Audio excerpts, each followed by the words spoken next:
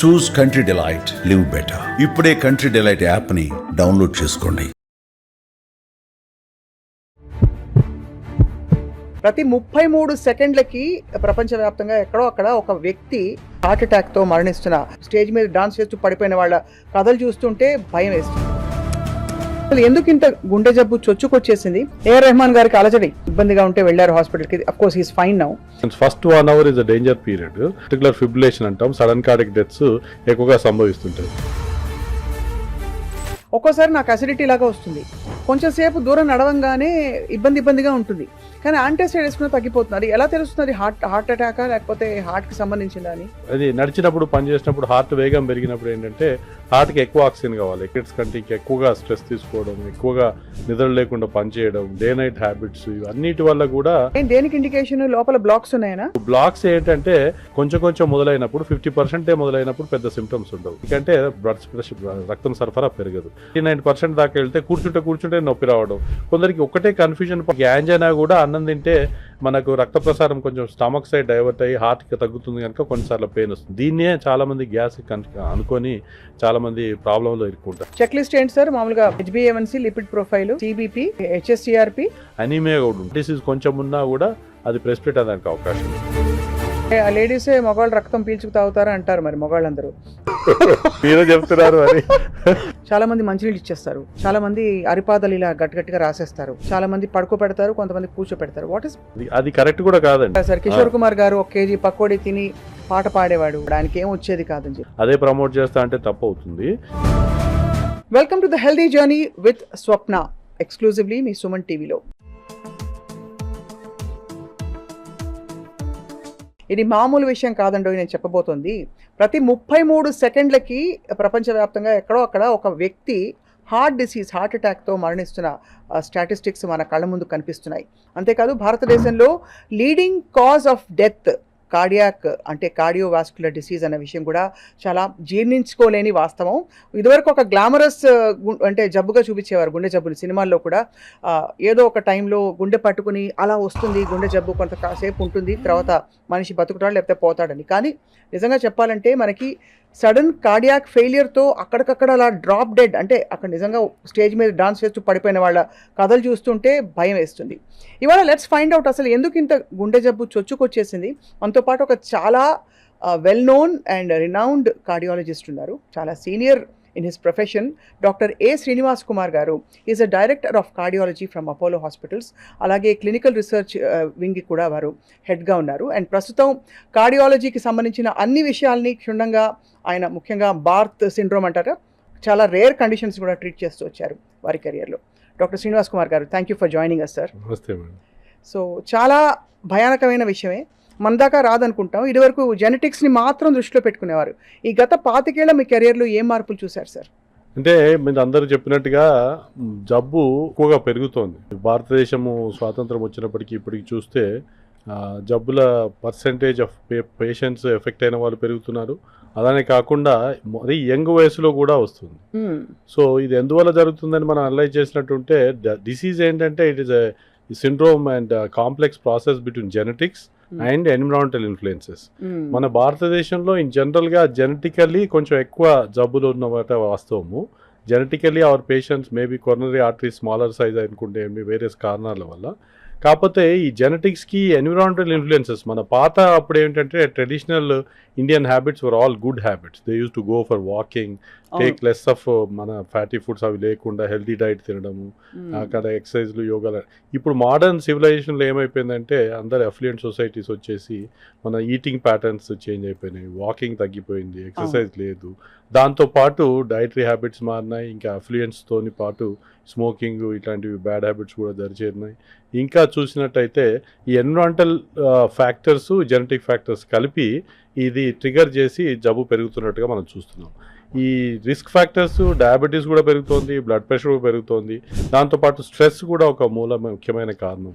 మన అందుకోవాల్సిన టార్గెట్స్ కంటే ఎక్కువగా స్ట్రెస్ తీసుకోవడం, ఎక్కువగా నిద్ర లేకుండా పనిచేయడం, డే నైట్ హ్యాబిట్స్, ఇవన్నిటి వల్ల కూడా మనకు జబ్బు చాలా పెరుగుతుంది. మీరు ఇంతకుముందు చెప్పినారు సార్ భారతదేశంలో it is no more like infectious diseases common అంటుంటే మన పాపులేషన్ అవును ఇండిపెండెన్స్ వచ్చినప్పుడు టీబీ జబ్బు ఇంకా ఇన్ఫెక్షన్స్ కామన్ కారణంగా ఉండే.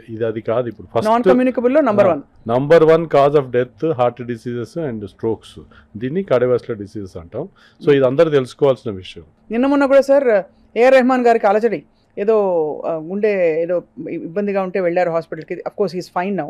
అలాగే మనకి చాలా ప్రముఖ గాయకులు మనకి బాలకృష్ణ ప్రసాద్ గారు మొన్న గుండె జబ్బుతో ఆయన హార్ట్ స్ట్రోక్ వచ్చి పోయారని కూడా చెప్తున్నారు తిరుపతిలో. ఆయనకు అఫ్కోర్స్ ఏజ్ రిలేటెడ్ అని చెప్పచ్చు. పునీత్ రాజ్ కుమార్ ఏంటి సార్ అలా ఎక్సర్సైజ్ చేసుకుంటూ అలా పోయారు. అలా చూసుకుంటే చాలామంది మనకి ఈ మధ్య రీల్స్ కూడా కనిపిస్తున్నాయి, స్టేజ్ మీద డాన్స్ చేస్తూ ఉంటారు, టక్మన పడిపోతారు. అట్లెట్లా అవుతారు సార్? అంటే జనరల్గా ఏంటంటే బాడీ నేచర్ అనండి గాడ్ అనండి వార్నింగ్ సిగ్నల్స్ ఇస్తూ ఉంటుందండి. కానీ చాలా మంది ఏంటంటే నాకెందుకు వస్తుంది నేను రెసిస్టెంట్ అనుకొని దాన్ని పట్టించుకోకుండా, ఎస్పెషలీ ఇంకా అందరూ కాదు కానీ కొందరికి ఈ పార్టీస్లలో చేసినప్పుడు కొంచెం ఆల్కహాల్ ఇన్ఫ్లుయెన్స్ వల్ల దానివల్ల కూడా కొంచెం ట్రెడిషనల్గా కంప్లైంట్స్ మైల్డ్గా వచ్చే వాటిని నెగ్లెక్ట్ చేసి ఎప్పుడైతే బాగా సివియర్ అయిపోతుందో అప్పుడు సడన్గా పడిపోవడం జరుగుతుంటాయి. అంటే జనరల్గా హార్ట్ అటాక్ ప్రజెంటేషన్స్లో కూడా మనం చూసినట్టయితే significant number of patients first 1 hour is a danger period. అందులో సడన్గా రక్తనాళం బ్లాక్ అయినప్పుడు బీటింగ్ అబ్నార్మాలిటీ వెంట్రికులర్ ఫిబ్రిలేషన్ అంటాం, సడన్ కార్డియక్ డెత్స్ ఎక్కువగా సంభవిస్తుంటాయి. ఇంకా ఇట్లాంటి హైఫై పీపుల్ న్యూస్లో ఉన్న వాళ్ళు వచ్చినప్పటికీ ఇంకా ఎక్కువ పాపులర్ అవుతుంది. ఇది ఉండింది ఇంతకుముందు, బట్ మేబీ సోషల్ మీడియా నుండి వేరే ఇంకా అవేర్నెస్ పెరిగి ఇంకా ఎక్కువగా చేస్తుంది. కానీ కాషన్ ఏంటంటే ఎవరైనా కూడా మనము రోగి ఇంతకుముందు చేసే అలవాట్లకు కూడా చేస్తుంటే కొంచెం ఫటీగ్ లాగాను, ఇబ్బంది లాగాను, డిస్కంఫర్ట్ లాగాను, మైల్డ్ ఎస్పెషల్లీ ఎగ్జర్షన్ వల్ల నడిచినప్పుడు పనిచేసినప్పుడు ఎక్కువ అవుతుంది అన్నప్పుడు, రెస్ట్ తీసుకుంటే తగ్గుతుంది అన్నప్పుడు మాత్రం డెఫినెట్గా హార్ట్ ఏమైనా ప్రాబ్లం ఉందా అని చూసుకోవాలి. అలా కాకుండా డాన్స్ చేస్తుంటారు, ఎక్కువ ఎగ్జర్షన్ చేస్తుంటారు, పాడుతుంటారు, కొంచెం కంప్లైంట్స్ వస్తుంటాయి, అయినా కూడా నాకు రాదు, నేను హెల్తీ కాదా, నేను చాలా ఫిట్నెస్ మెయింటైన్ చేస్తాను ఇది అనుకొని. బట్ మీరు అన్నట్టుగా ఎవరు కూడా రెసిస్టెన్స్ కాదు. హార్ట్ అటాక్ ఎవరికైనా జరగచ్చు.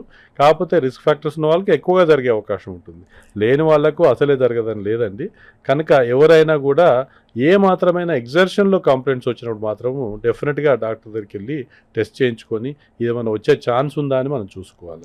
సార్ మామూలుగా మీరు చెప్పారు కదా దట్ సిమ్టమ్స్ వస్తాయని చెప్పి, ఒక్కోసారి నాకు అసిడిటీ లాగా వస్తుంది, కొంచెం సేపు దూరం నడవంగానే ఇబ్బందిగా ఉంటుంది, కానీ యాంటాసిడ్ వేసుకుని తగ్గిపోతున్నారు. ఎలా తెలుస్తుంది హార్ట్ అటాకా లేకపోతే హార్ట్కి సంబంధించిందా అని? ఇది చాలా మంచి ప్రశ్న. ప్రేక్షకులందరూ ఇది కనుక్కోవడానికే 15-20 ఏళ్ళు చదువుతాం cardiology. Still there is some element of confusion అండి. కాకపోతే బై అండ్ లార్జ్ ఏంటంటే ప్రేక్షకులు తెలుసుకోవడానికి బ్రాడ్గా చెప్తాను కొన్ని. ఎప్పుడైనా హార్ట్ కూర్చొని ఉన్నప్పుడు 60-70 టైమ్సే కొట్టుకుంటుంది కనుక బ్లాక్స్ ఉన్నా లేకుంటే వచ్చే రక్తం సరిపోతుంది కనుక అది డిస్కంఫర్ట్ ఉండదు. అది నడిచినప్పుడు పనిచేసినప్పుడు హార్ట్ వేగం పెరిగినప్పుడు ఏంటంటే హార్ట్కి ఎక్కువ ఆక్సిజన్ కావాలి, ఎక్కువ రక్తం కావాలి. ఈ బ్లాక్స్ ఉన్న వాళ్ళకి రాక డిస్కంఫర్ట్ వస్తుంది. దీన్నే యాంజైనా అంటాం. ఈ ఎప్పుడైతే నడిచినప్పుడు పెరిగి రెస్ట్ తీసుకుంటే తగ్గుతుందో టిపికల్గా మళ్ళీ చెస్ట్ అంతా డిస్కంఫర్ట్ డిఫ్యూజ్గా ఉండి ఈ చేతికి గదవకు పాకినప్పుడు మళ్ళీ రెస్ట్ తీసుకుంటే తగ్గినప్పుడు ఇట్లా ఉండేది ఎక్కువ హార్ట్ ఉండేదానికి అవకాశం ఉంటుంది. అలా కాకుండా లోకల్గా ఫోకల్గా ఒక్కటే చోట ప్రిక్కింగ్ పెయిన్ కంటిన్యూస్గా రోజంతా ఉండడము, నడిచితే పని చేస్తే తిరిగితే కూడా ఏం చేంజ్ లేకుండా ఉండడము, అవన్నీ హార్ట్ లక్షణాలు కావు.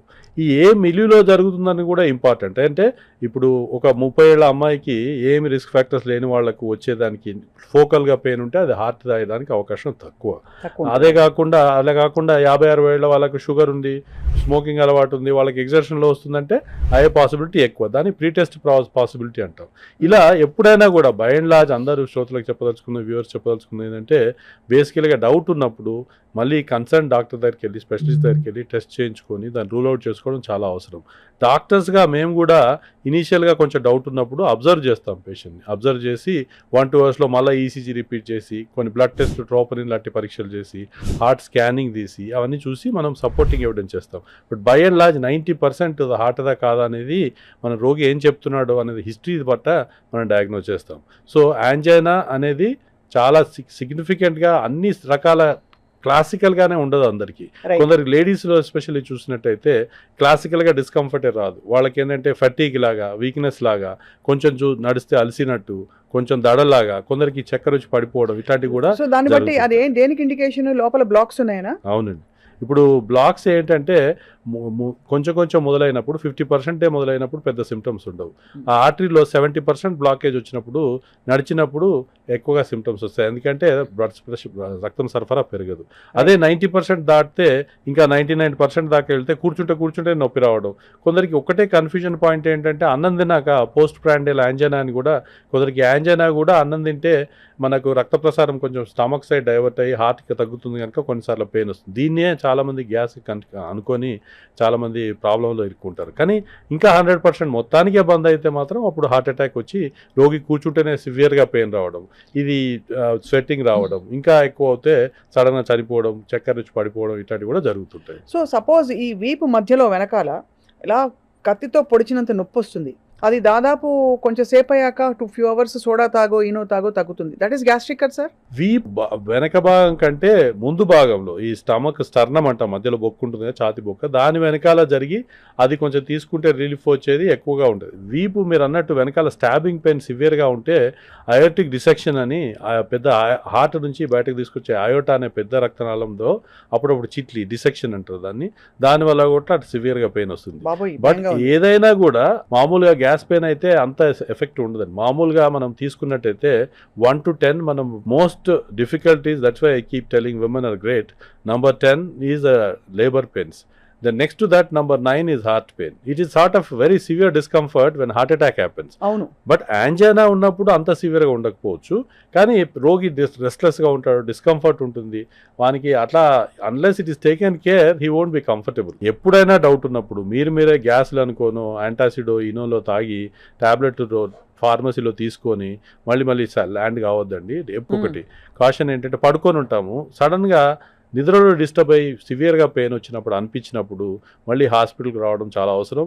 డాక్టర్లకు కూడా మా జూనియర్లకు అందరూ చెప్తుంటాం, రాత్రుళ్ళు రోగి హాస్పిటల్కి వచ్చిందంటే మనకి ఏమి లేదని చెప్పే ముందు మనం అబ్జర్వ్ చేసి డబ్లీ చెక్ చేసుకొని ఇంకా కావాలంటే బ్లడ్ టెస్ట్ చేసి కూడా రూల్ అవుట్ చేయడం చాలా అవసరం. ఎందుకంటే ఎవరైనా కూడా నిద్రలో లేసేంత పెయిన్ వచ్చిందంటే again it could be something important. ఎంత సర్ప్రైజింగ్ సార్ ఇది. మామూలుగా మనం చూసే సినిమాల్లో ఏదో ఒక డామ్ లాంటి వార్త చెప్పి తండ్రికి కోపం వచ్చేసి ఇట్లా గుండె పట్టుకుని పోతాడు అక్కడ.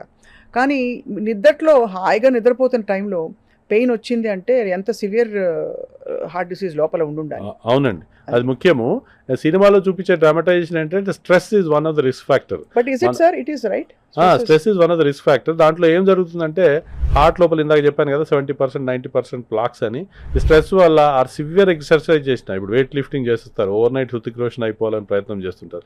వీళ్ళందరికీ ఏంటంటే సడన్గా టాలరెన్స్ లెవెల్ గ్రాడ్యువల్గా వార్మప్ చేయకుండా సడన్గా ఎక్సర్సైజ్ చేసినప్పుడు ఆర్ ఎక్కువ స్ట్రెస్ ఉన్నప్పుడు, ఎస్పెషల్లీ లేడీస్లో కూడా డిస్క్రైబ్డ్, ఆ చిన్న ప్లాక్స్లలో రప్చర్ అయిపోయి బ్లడ్ క్లాట్ అయిపోయి ఆర్బీసీలు క్లాటింగ్ ఫ్యాక్టర్స్ అన్నీ జమ అయిపోయి సడన్గా క్లాటింగ్ అయ్యి హార్ట్ అటాక్ అవుతుంది. So that is also described one of the features, but it is little over exaggerated. Not always it happens like that, but when it is happening you should be careful. దవడ నొప్పికి, gum హెల్త్కి, oral హెల్త్కి, heart డిసీజ్కి connection ఉందని ఏంటి sir connection? అంటే basically 2 విషయాలు ఇందులో. కేవలం నడిచినప్పుడు చెస్ట్ డిస్కంఫర్ట్ వస్తుందో అప్పుడు కొందరికి గదవకు కూడా వస్తుంది, కొందరికి చెస్ట్లో రాకుండా కేవలం గదవలనే కూడా వస్తుంది. బట్ అది ఇమీడియట్గా రెస్ట్ తీసుకుంటే తగ్గుతుంది. అది వేరు, అది జా పెయిన్ వేరు, అది ఎగ్జాషనల్ జా పెయిన్. మీరు ఏమన్నారంటే టీత్లో ఇన్ఫెక్షన్ ఉన్నప్పుడు అది ఏమన్నా హార్ట్ జబ్బుకు దారితీస్తుంది అనేది అది అంటారు కదా సార్. అందులో ఏంటంటే హార్ట్ లోపల ఇన్ఫెక్షస్ థియరీ అని ఒకటి ఉంటుంది. క్లమిడియల్ ఇన్ఫెక్షన్ అని, కొన్నిసార్లు వైరల్ ఇన్ఫెక్షన్స్ అని, ఈ మధ్య కోవిడ్ చూసాము, ఆ ఇన్ఫెక్షన్స్ వల్ల కూడా హార్ట్ రక్తనాళాలు ఏదైతే ప్లాక్స్ ఉంటాయో కొలెస్ట్రాల్ పేరుకుపోయినాయి, దాని మీద ఇన్ఫ్లమేషన్ వచ్చి అది సడన్గా రప్చర్ వచ్చి హార్ట్ అటాక్ రావడానికి అవకాశం ఉందని వచ్చింది. ఈ టీత్ జబ్బు ఉంటే హార్ట్ లోపల కవాటాలలో లీకేజ్ ఉన్న వాళ్ళకి ఇన్ఫెక్టివ్ ఎండోకార్డిటిస్ అని, అంటే హార్ట్ మీద వాల్వ్స్ లోపల ఇన్ఫెక్షన్ వచ్చి ప్రాబ్లమ్స్ అయ్యేదానికి ఎక్కువగా అవకాశం. స్ట్రెప్టోకాకస్. మీకు డాక్టర్స్ కంటే సగం నాలెడ్జ్ ఉంది సార్. Thank you sir. అది ఇండికేషనా? ఇప్పుడు ఉదాహరణకి చాలా మందికి బాగా ఎక్కువగా తరచుగా గమ్ ఇన్ఫెక్షన్స్ వస్తున్నాయి, రూట్ కెనాల్ ఇన్ఫెక్షన్స్ వస్తున్నాయి. Is that indicative of heart disease? No, it's not like that.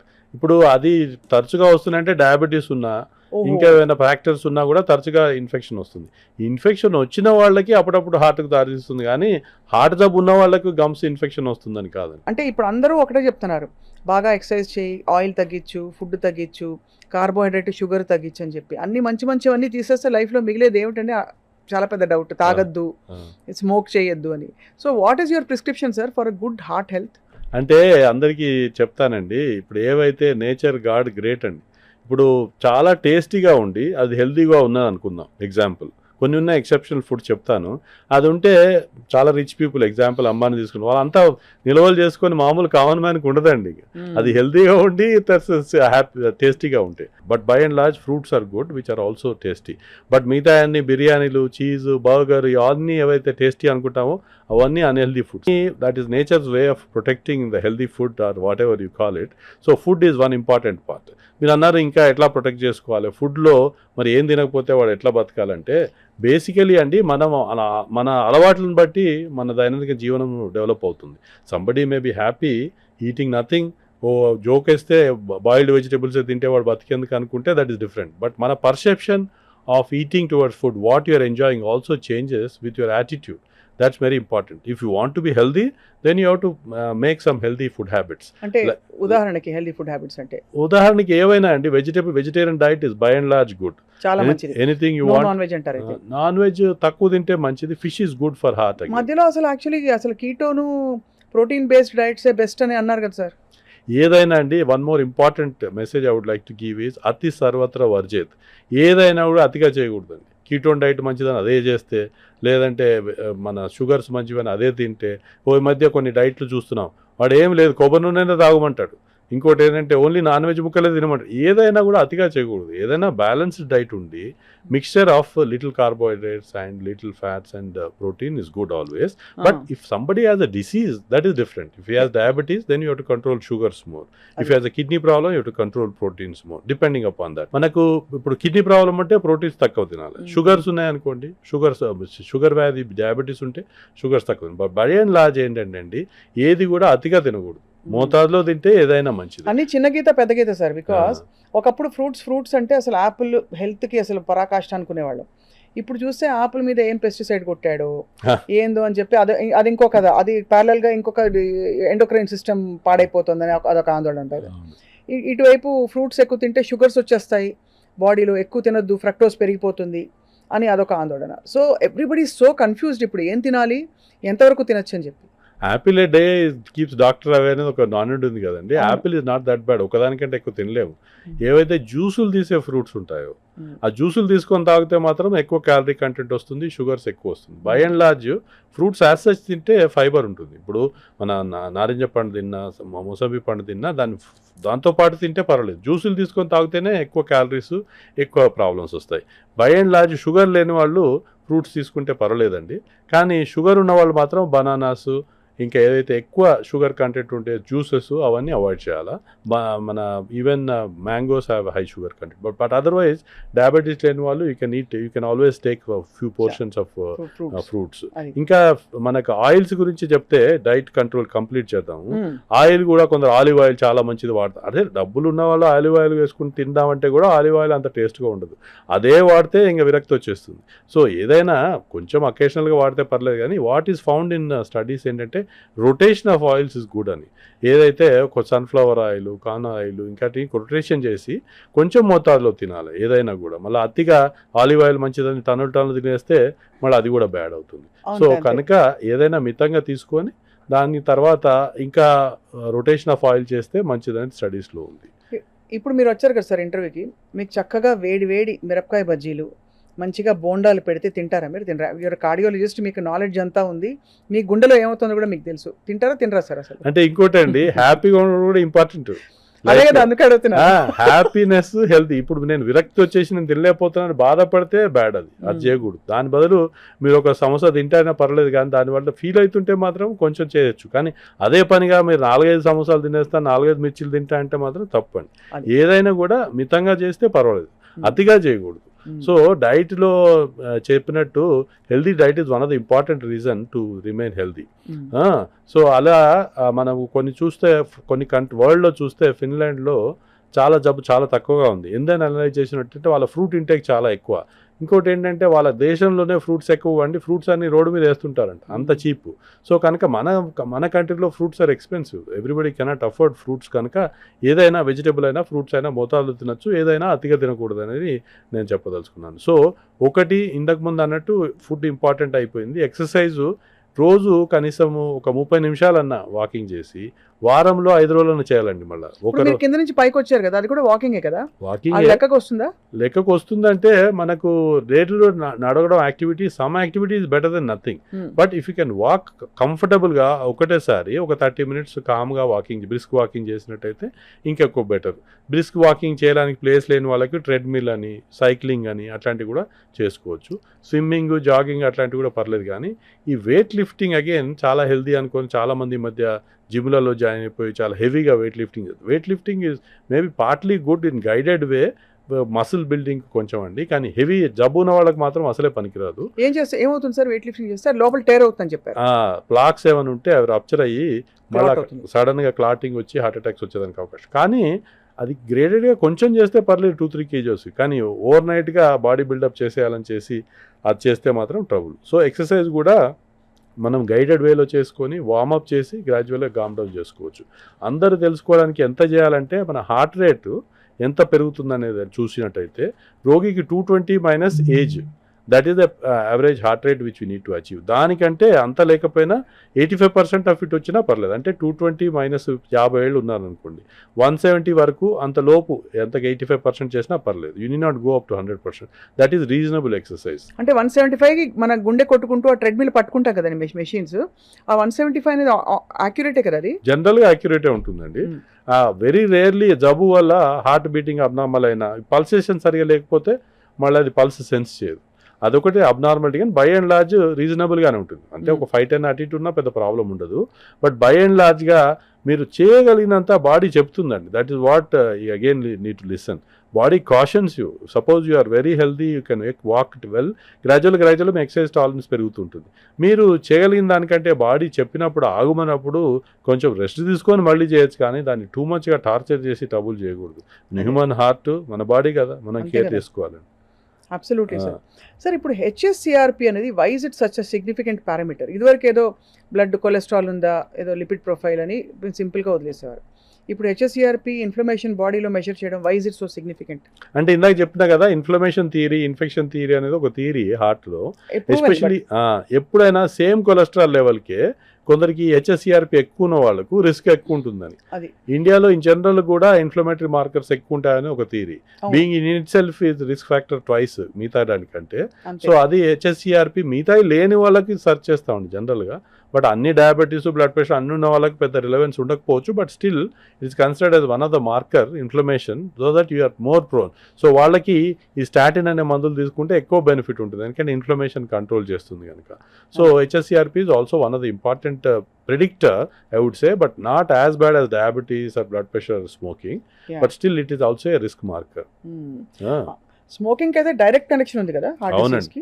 Smoking గొప్పతనం ఏంటంటే ఎక్కడెక్కడైతే రక్త ప్రసారం ఉంటుందో బాడీలో, కన్ను అనుకోండి, కాలు అనుకోండి, హార్ట్ అనుకోండి, కిడ్నీ అనుకోండి, ఎక్కడైనా రక్త ప్రసారం లేనిది ఏ ఆర్గన్ కూడా పనిచేయదు.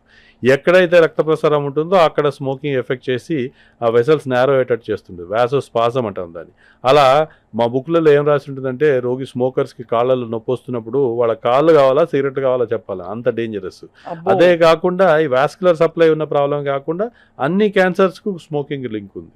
So if given a choice, actually చాలా రిలవెంట్గా ఇప్పుడు అడ్వర్టైజ్మెంట్లో అవి సినిమాలలో కూడా బాగా వేసి కొంచెం ఇంపార్టెన్స్ తెలుసుకున్నారు పబ్లిక్ దాని బ్యాడ్ అని. తగ్గుతుంది, it's a good sign. But still it is, if you can ban it, you can decrease significantly number of diseases which are caused by smoking. Or cancers తగ్గుతాయి, ఈ కార్డియోవాస్కులర్ డిసీజెస్, పారాలిసిస్ కూడా తగ్గుతాయి. ఈ next generation కొంచెం బాగా alert అయిపోయినట్టు అనిపిస్తుంది doctor Srinivas Kumar గారు. అంటే కొంచెం వాళ్ళ హెల్త్కి వాళ్ళు బాధ్యత వహిస్తూ, మీకేమైనా యంగ్స్టర్స్ వస్తున్నారా చెకప్కి? Are you seeing any symptoms of heart disease? First of all ఇది చాలా మంచి ట్రెండ్ అండి. యువకులలో కూడా అవేర్నెస్ పెరిగింది. ఇలాంటి మన కార్యక్రమాలు అనుకోండి, ప్రోగ్రాములు అనుకోండి, లేదంటే సోషల్ మీడియా అనుకోండి, సమ్వాట్ అవేర్నెస్ పెరిగినమాట వాస్తవం. At the same time too మచ్గా దాని గురించి బాదర్ అయిపోయి, వరీ అయిపోయి, ఫెనాటిక్స్ అయిపోయి, కార్డియాక్ అటాక్సిక్ లాగా అట్లా అంతా కావాల్సిన అవసరం లేదు. బట్ బై అండ్ లార్జ్ ఏంటంటే, మనం హెల్తీ హ్యాబిట్స్ పాటించుకొని, ఏవైనా ఎగ్జర్షనల్ కంప్లైంట్స్ ఉన్నాయా లేదా అని చూసుకొని, స్ట్రెస్ తగ్గించుకొని, ఈ స్మోకింగ్, ఈ వేరే డ్రగ్స్ అట్లాంటి బానిస పడకుండా ఉంటే బై అండ్ లార్జ్ కాపాడుకోవచ్చు. ఇవాళ రేపు మన సాఫ్ట్వేర్ ప్రొఫెషన్ అయితే ఏమి, డాక్టర్ ప్రొఫెషన్ అయితే చాలా మటుకు బిఫోర్ ఎంప్లాయ్మెంట్ చెక్స్ అవుతాయండి.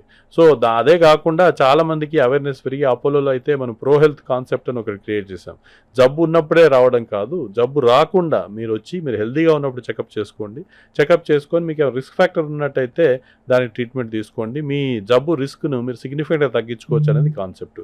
మనకు అధ్యయనంలో ఏమొచ్చిందంటే పంచసూత్రాలు అని చెప్తాను నేను హార్ట్ డిసీజ్ ప్రివెన్షన్కు. ఇది చాలా అందరు తెలుసుకోవాల్సింది. నెంబర్ 1, అన్నీ మనం చేయగలిగినవే కానీ మనకు టైం లేదనో అది చెప్తుంటారు. అందరు తెలుసుకోవాల్సింది అంటే హాయిగా నిద్రించండి. రోజుకు 5-6 అవర్స్ మినిమం స్లీప్ ఉంటే చాలా మటుకు డిసీజ్ రాకుండా కాపాడుతుందండి. కానీ ఈ రోజుల్లో స్ట్రెస్ వల్ల చాలామంది పడుకోలేకపోతే మీరు తెలుసుకుంటారు చాలాసార్లు 2-3 రోజులు మనం నిద్ర లేనప్పుడు చికాగ్గా ఉంటుంది శరీరం అంతా. సో పడుకున్నప్పుడు ఏం జరుగుతుందంటే శరీరంలో రిపరేటివ్ ప్రాసెస్ అయిపోయి ఈ స్ట్రెస్ అండ్ స్ట్రెయిన్ ఫ్యాక్టర్స్ అన్నీ తగ్గుతాయి. సో హాయిగా కనీసం రోజుకి 5 గంటల నుంచి 7 గంటల వరకు నిద్రించండి ముఖ్యం. నెంబర్ 2, ఎక్సర్సైజ్ ఇందాక డిస్కస్ చేసినట్టుగా లైఫ్ ఈజ్ ఈక్వల్ టు చలనము. వాకింగ్ కానీ ఎక్సర్సైజ్ కానీ జాగింగ్ కానీ రోజుకు ఒక 30 నిమిషాలు, వారంలో 5 రోజులు. God is kind enough to give you 2 days holidays. 2 రోజులు రెస్ట్ తీసుకున్నా కనీసం 5 రోజులు మీకోసం మీరు టైం తీసుకొని ఒక 30 minutes వాకింగ్, జాగింగ్, సైక్లింగ్ ఏదైనా ఎక్సర్సైజ్ చేయండి. ఏమీ చేయలేని వాళ్ళు, ఏజ్ ఎక్కువ ఉన్న వాళ్ళు కనీసం కూర్చొని మెడిటేషన్ చేసినా, యోగా చేసినా సిగ్నిఫికెంట్గా మనకు బెనిఫిట్ ఉందని మనకు అధ్యయనంలో వచ్చింది. సెకండ్ది ఎక్సర్సైజ్. మూడోదండి డైట్ హ్యాబిట్స్ ముఖ్యం, ఫుడ్ హ్యాబిట్స్ ముఖ్యం. మనం హెల్తీగా తిని, మితంగా తిని, ఇందాక చెప్పినట్టుగా మీరు నియమాలు పాటించడం అవసరం. 4వది నేను స్ట్రెస్ వద్దని చెప్పడము, కానీ హ్యాపీగా ఉండడం కూడా ఇంపార్టెంట్. ఎట్లా హ్యాపీగా ఉండాలి కొంచెం చెప్పండి సార్, ఫర్ ఎగ్జాంపుల్. అంటే happiness comes it vary from person to person, age to age, time to time. Okay, a young person's happiness may be different from elderly person, but what I strongly feel is as long as you don't cause inconvenience to others and Right. then you maintain yourself well. ఇప్పుడు నేను ఏదో drugs తీసుకొని హ్యాపీగా feel అయితే అంటే వానికి నష్టం అది. అదే అలాంటివి లేకుండా ఇంకొకరికి పరోపకారం చేయగలిగితే, మనం ఉన్నంతలో చేయగలిగితే that gives lot of happiness, right? చాలా మంది సో చెప్తారు అది చేస్తే మనం హెల్తీగా ఉండడానికి అవకాశం చాలా ఎక్కువ. ఇంకోటి 5వది ముఖ్యమైనది ఏంటంటే మీకు అన్ఫార్చునేట్లీ రిస్క్ ఫ్యాక్టర్స్ ఉంటే, మీ ఫ్యామిలీ హిస్టరీ ఉన్నా, డయాబెటీస్, బ్లడ్ ప్రెషర్ ఉన్నా, కొలెస్ట్రాల్ ఎక్కువ ఉన్నా, వాటికి దగ్గరలో ఉన్న డాక్టర్కి వెళ్ళి చూపించుకొని ట్రీట్మెంట్ తీసుకుంటే మీకు రిస్క్ చాలా మటుకు తగ్గించవచ్చు. సో ఈ 5 సూత్రాలు పాటించినట్టయితే హాయిగా నిద్రించడం, మితంగా భుజించడం, ఎక్సర్సైజ్ చేసుకోవడం, ఏదైనా పార్ట్ ఎక్సర్సైజు, హ్యాపీగా ఉండడం, ఏదైనా రిస్క్ ఫ్యాక్టర్స్ ఉంటే ట్రీట్మెంట్ తీసుకోండి. 5 పాటించినట్టయితే మీరు బిలీవ్ చేయరండి, మనం చాలామంది ఏదో చెప్తారు అనుకుంటారు కానీ ప్రత్యేకంగా దీని గురించి అధ్యయనం జరిగింది. 25,000 మందిలో 10 ఏళ్ళు స్టడీ చేసి మన జాక్ అనే ఇంటర్నేషనల్ జర్నల్లో పబ్లిష్ అయింది. నేను శ్రీనివాస్ కుమార్ చెప్తున్నది కాదు.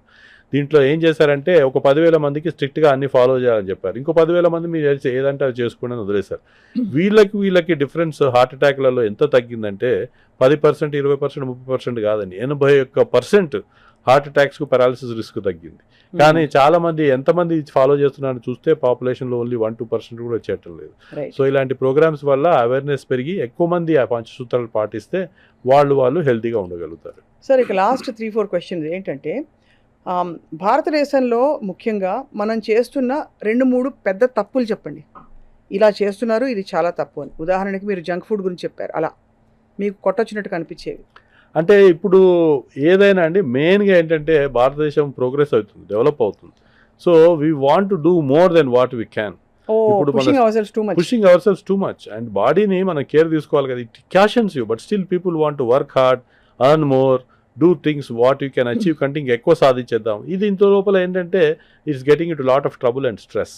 ఎస్పెషలీ ఫ్యామిలీ హిస్టరీ ఉన్న వాళ్ళు మాత్రము చాలా కేర్ఫుల్గా ఉండి 30 years ఎప్పుడైతే మనం ఇంకోటి చూసిందంటే 40 yearsకు ఫాదర్కి హార్ట్ అటాక్ వచ్చేస్తే పిల్లలకు కూడా అరౌండ్ దట్ ఏజే రావడానికి అవకాశం ఎక్కువగా ఉంటుంది. కనుక ఏ డికేడ్ ఎర్లియర్ నుంచే, ఇంకా మీరు వీలుంటే స్కూల్ ఏజ్ నుంచే మనం హెల్దీ లైఫ్ స్టైల్ పాటిస్తే రిస్క్ తగ్గించుకోవచ్చు. ఇది తెలియకుండా ఏంటంటే చాలామంది ఇంకా ఎక్కువ చేద్దామనే ఉద్దేశంతో they are troubling themselves too much. ఈ డే నైట్ వర్కింగ్ షెడ్యూల్స్లో కూడా ఒక ప్రాబ్లం. యూఎస్ వాళ్ళకి డే అయితే మనకు నైట్ ఉండి నైట్ టైంలో పనిచేయడం, దీనివల్ల కూడా దాంతోనే టైంకి ఫుడ్ తీసుకోకుండా స్మోకింగ్ చేయడం, అట్లాంటి అలవాటు చేసుకోవడం కూడా ఎక్కువ హ్యాబిట్. ఇంకోటి నేను చూస్తున్న ట్రెండ్ ఇంకోటి ఏంటంటే, మీరందరూ చాలా గ్రేట్ అండి, ఉమెన్ ఆర్ గ్రేట్ అంటాను నేను actually. But women nowadays want to compete with men in everything. That is one way good. But if you're competing, you'll also compete with disease.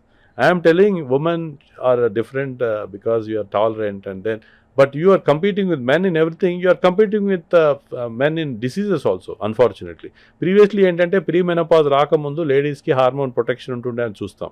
ఈ కాంపిటేటివ్ వరల్డ్లో ఏంటంటే that is also becoming less and less common. Women are also getting suffer.